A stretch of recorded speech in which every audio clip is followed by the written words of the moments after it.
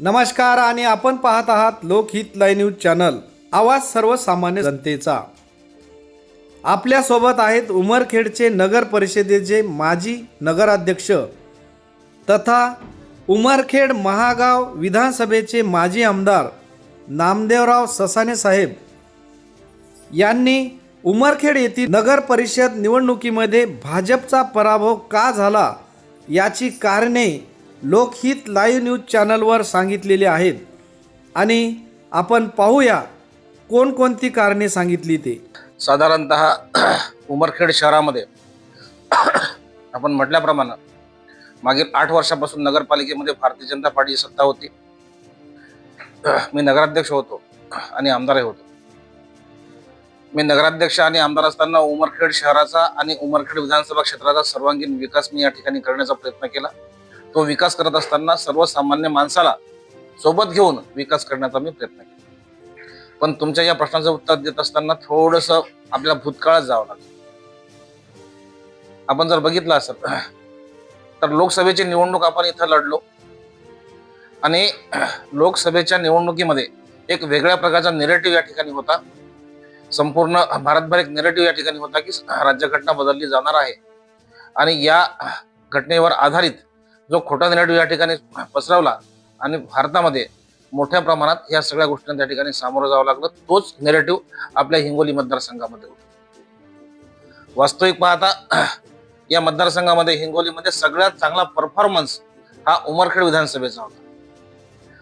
बऱ्याच ठिकाणी आपण जर बघितलं मग हिंगोली असो, कळमनुरी असो, परत वसमत असो, हातगाव, किनवट हे सगळे मतदारसंघ अतिशय मोठ्या प्रमाणामध्ये मोठ्या मताने माघारलेले होते। पण आपला उमरखेड विधानसभा मतदारसंघ हा फक्त 7000 मतांनी माघारला होता। याचं कारण एवढं की या मतदारसंघामध्ये मी अतिशय प्रामाणिकपणे मी या ठिकाणी काम केलं।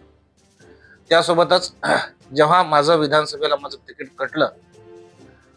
कटल्याच्या नंतर सुद्धा मी अतिशय प्रामाणिकपणे या उमरखेड विधानसभा क्षेत्रामध्ये काम केलं आणि देवेंद्रजींना त्या ठिकाणी शब्द दिला होता की मी माझ्या उमरखेड मतदारसंघामध्ये कुठल्याही प्रकारची कमतरता या ठिकाणी पडू देणार नाही आणि माझ्या जवळ मी जे या ठिकाणी या मतदारसंघात जे काम केलं त्या कामाच्या आधारे माझ्याजवळ एकूण 347 बूथ पैकी 216 बूथ हे माझ्या जवळ आहेत आणि निवडणुकीमध्ये 216 बूथ मध्ये 1,08,000 मतदान हे आपल्या जवळ आहे। निवडणुकीमध्ये मी 1,08,000 मतदान या ठिकाणी घेऊन आपला उमेदवार विजय करून मी तुमच्याकडे त्याला तुमच्या ताब्यात त्याला देऊन टाकतो। निवडणुकीची मतमोजणी झाली आणि त्या मतमोजणीमध्ये 217 बूथवर आपण त्या ठिकाणी प्लस आलो आणि 1,08,600 वर आपण मतं घेऊन आपला उमेदवार या ठिकाणी विजयी झाला। सांगण्याचं तात्पर्य अशा प्रकारचं आहे की जेव्हा आपण या आपल्या मतदारसंघात जेव्हा काम करतो त्यावेळेस आपल्या लोकांचे मतप्रवाह आपल्याला त्या ठिकाणी समजतात आणि त्याच्या हिशोबाने आपण त्या ठिकाणी समोर जातो। तुमचा जो प्रश्न आहे की उमरखेड शहरामध्ये आपण या ठिकाणी का मागा खरं आहे, कारण साधारणतः जेवढी आपली इथे सत्ता आहे आपण एवढी इथे विकास कामं केली तर ह्या सगळ्या गोष्टीमध्ये आपण यश हे आपल्या पदरामध्ये पडायला पाहिजे होतं, कारण आपण लोकांशी आपण कनेक्टिंग होतो।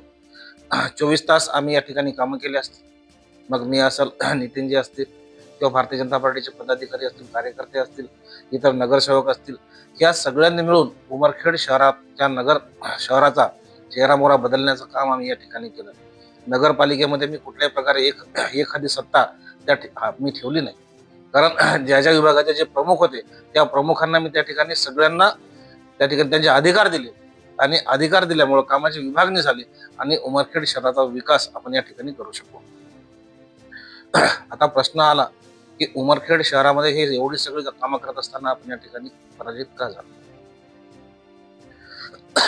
उमरखेड जेव्हा ओबीसीला गेलं तर त्यावेळेस सर्वात अगोदर मीच नितीनजीला म्हटलं किंवा नितीनजी तुम्ही या ठिकाणी आता उभं राहायला हरकत नाही, 100% आपण या ठिकाणी निवडून येऊ शकतो आणि तशा प्रकारची त्यांनी तयारी सुरू केली। पण मी जेव्हा ज्यांना हा शब्द बोललो होतो त्यावेळेस जे खालचे जे आपले जे नगरसेवक होते हे नगरसेवक तशा प्रकारचे आपण त्या ठिकाणी निवडले होते।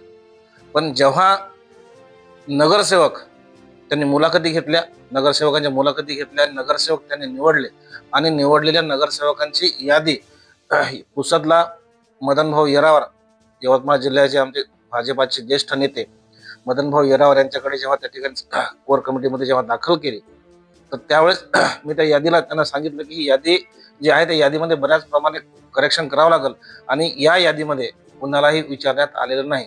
नगरसेवकांची जी यादी या ठिकाणी काढली त्यामध्ये कुणालाही विचारलं नाही ही यादी तुमच्याकडे त्या ठिकाणी सादर केली.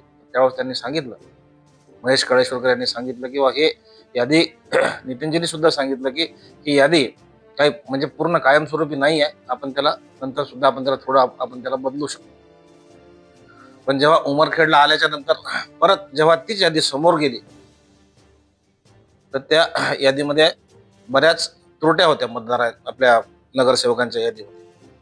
तर मी त्यांना सांगितलं किंवा जर समजा ही जर कंडिशन अशा प्रकारची असेल तर आपल्याला अवघड जाणार आहे. हे ज्या चुका आपण या ठिकाणी केल्यात नगरसेवक निवडीच्या, तर ह्या आपल्याला बदलणं आवश्यक आहे. पण त्यामध्ये कुठल्याही प्रकारचा बदल झाला नाही आणि ती यादी तशाच प्रकारची राहिली. ज्या काही त्यांना सांगितले होते हे बदल करणं आवश्यक आहे, पण कुठल्याच प्रकारची सूचना त्या ठिकाणी स्वीकारण्यात आलेली नाही, कुणालाच विचारलं नाही. त्यांनी त्यांच्या मनाने महेश काळेश्वरकरने आणि त्यांच्यासोबत जी टीम होती त्या सर्वांनी ते तिथं निवडले. पण त्याच्यानंतर ज्यावेळेस मग कोर कमिटीची बैठक प्रकाश पाटील देवसरकर यांच्या घरी बैठक झाली, तर त्या बैठकीमध्ये सगळ्यांनी सांगितलं, निवडणुकीचा फॉर्म भरण्याचा शेवटचा एक दिवस अगोदर बैठक. त्यावेळेस त्यांनी सर्व कोर कमिटीचे पूर्ण लोक त्या ठिकाणी समोर बसले आणि त्या सगळ्यांनी सांगितलं की नितीन भाऊ या ठिकाणी कसे अतिशय योग्य उमेदवार आहेत. प्रत्येकाने 5-5 मिनिट बोलले आणि त्यांनी सांगितलं की नितीन भाऊ अतिशय योग्य उमेदवार आहेत. आणि जेव्हा माझ्याकडे आले, माझ्या बाजूला बसले होते म्हणजे नितीन भाऊचे अतिशय कट्टर समर्थक, जे नितीन भाऊला अतिशय पितृतुल्य असं मानतात, भले वयाने मोठे आहेत ते, ॲडव्होकेट अनिल माने, आणि माझ्या दुसऱ्या बाजूला बसले होते महेशजी काळेश्वरकर. ह्या सगळ्यांना मी सांगितलं की कोर कमिटीने नितीन भाऊचं जे नाव घेतलं, नितीन भाऊचं कार्य यापेक्षा खूप उंच आहे. पण आपण जे खाली नगरसेवक जे निवडले, या नगरसेवकाच्या निवडीमुळं आज तुम्ही जे नितीन भाऊ तुम्ही या ठिकाणी नाव घेत आहात, तर मी या नावाशी सहमत नाही. आज या हिशोबाने जर आपण घेतलं तर आपली नगरपालिकेची नगराध्यक्ष पदाची सीट ही धोक्यामध्ये आहे. त्यामुळे मी या मताशी सहमत नाही. अशा प्रकारचं माझं वक्तव्य त्या ठिकाणी केलं. पण त्याच वेळेस ॲडव्होकेट अनिल माने आणि महेशजी काळेश्वरकर या दोघांनी मला विनंती केली, आमदार साहेब म्हणले, आज आपण नितीन भाऊच्या घरामध्ये आपण उमेदवारी देत आहोत, तर तुम्हाला विनंती आहे की तुम्ही काहीच बोलू नका, जाऊ द्या. पण मी त्यांना सांगितलं की ज्या धोक्याच्या सूचना मला या ठिकाणी दिसत आहेत त्या धोक्याच्या सूचना मला देणं अत्यंत आवश्यक आहे. त्यामुळं ह्या सूचना तुम्ही स्वीकारणं हे भारतीय जनता पार्टीच्या हिताचं आहे. पण या सगळ्या संदर्भात मला त्यांनी विनंती केली की तुम्ही या संदर्भात काहीही बोलू नका, जे होत आहेत ते सगळं होऊ द्या. परत त्या बैठकीतून बाहेर येऊन मी महेश काळेश्वरला परत पुन्हा सांगितलं, म्हणलं महेशजी एक गोष्ट लक्षात घ्या, या सिच्युएशन जर समजायला गेलो तर आपण धोक्यामध्ये आहोत. ही धोक्याची सूचना मी त्यांना तेव्हाच दिली होती. मी तुम्हाला हे सांगत आहे की विधानसभेला जेव्हा मी त्यांना सांगितलं होतं की आपल्याला 1,08,000 मतदान मिळणार, माझ्याजवळ 216 बूथ आहेत, मी 215 होऊ देणार नाही, 217 होतील, 217 बूथवर आपण त्या ठिकाणी प्लसमध्ये झालो. तीच सूचना मी यांना इथं दिली. पण ह्या संदर्भात त्यांनी कुठल्याही प्रकारचं काहीही ऐकलं नाही. त्यानंतर आपण जे पाहत आहोत, प्रत्येकानं अतिशय ताकदीनं काम केलं, अतिशय हरेरीनं काम केलं.